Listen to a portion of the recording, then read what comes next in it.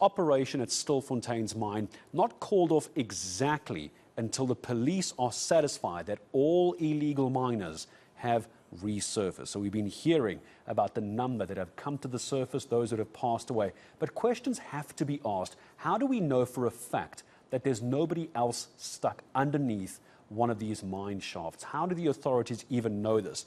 We know there's going to be a final sweep to check if there's anyone else left underground as well. Let's bring into the conversation a mining expert. We've spoken to David van der Wyk before. He's back with us this afternoon. David, thank you very much indeed for joining us. And I want to start here, if we can. Where does the responsibility of a mining company come into a situation like this? They would have done their mining, they would have closed down the mine, they would have moved on. Why? It's not commercially viable. But in your mind, does a mining company still have responsibility all these years later?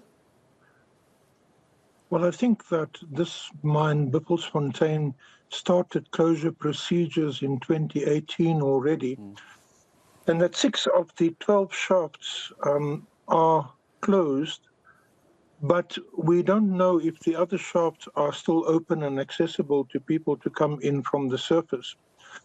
You see, the big problem in South Africa is this: large-scale industrial mining in gold is basically finished. There are 2 companies left, essentially, and that is Anglo Gold Ashanti, not Anglo Gold Ashanti, that is Sibanye and Harmony.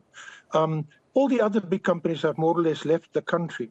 Now you've got 6,000 abandoned mines in the country, and many of them are accessible to people who were formerly mine workers. I read a Weber Wenzel report yesterday afternoon from 2022 that says there's 47 billion rands in unpaid pension funds to mine workers.